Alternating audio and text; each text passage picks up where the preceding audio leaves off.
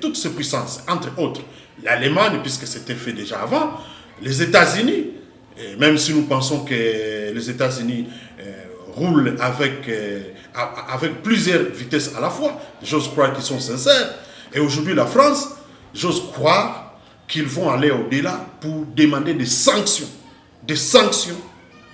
et déjà bien avant, déposer les premiers gestes en prenant des sanctions, par exemple économiques. Et aujourd'hui, nous pensons que le fait d'avoir autorisé, par exemple, que les clandestins qui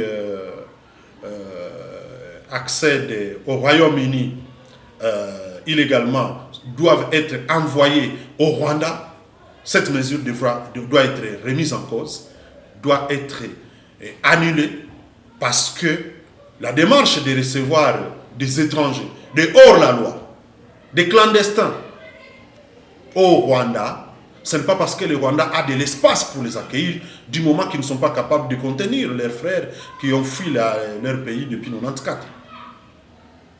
Nous pensons que c'est une démarche, c'est l'arbre qui cache la forêt, en voulant nous amener encore des apartheids comme éléments rebelles qui vont encore déstabiliser notre région et profiter encore à faire le pillage de nos ressources naturelles.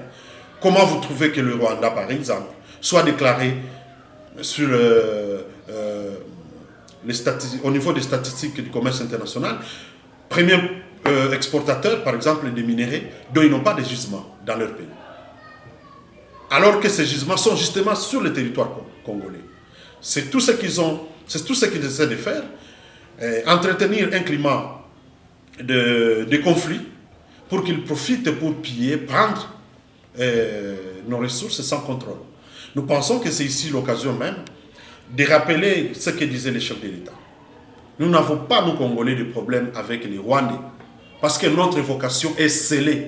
Rappelez-vous que Congo, Rwanda, Burundi fut un seul pays à l'époque coloniale. Et que nous avons des points communs. Par conséquent, je voudrais appeler à la solidarité des peuples de cette région. Les Ougandais, les Rwandais, les Congolais, nous devons tous résister contre des régimes dans nos pays respectifs qui cherchent qui entretiennent des leaderships non cohésifs, des leaderships entourés des idéologies, des haines, des divisions, d'intolérance, des pillages des ressources. Nous sommes adhérents à des opérations et logiques gagnant-gagnant en ce qui concerne l'exploitation des ressources naturelles et autres sur le territoire congolais. Celui qui passe par la porte, les Congolais sont disposés et prêts à les recevoir. Je l'ai toujours dit, notre pays est ouvert et non offert. Donc toute personne qui viendra avec des démarches du genre le Rwanda, les régimes rwandais, je dois préciser, nous pensons qu'il verra les Congolais et les Congolais de tout coin du territoire national, parce que c'est ici aussi l'occasion de saluer l'intérêt qu'attachent les Congolais de toutes les 26 provinces face à cette crise qui gangrène l'est de notre pays, et précisément en province du Nord Kivu, où vous savez, les populations continuent à être meurtries, pillées, assassinées, massacrées, charcutées comme des bêtes par des pays voisins qui se cachent derrière des mouvements rebelles. C'est même ici l'occasion de condamner avec la toute dernière énergie le fait que le mouvement terroriste continue à enrôler des forces dans leurs rangs, les enfants, les adolescents, les jeunes, et contre leur gré. Et tous ceux qui résistent, ils sont tués lâchement. Nous pensons que cette situation humanitaire catastrophique que ce mouvement a imposée à nos populations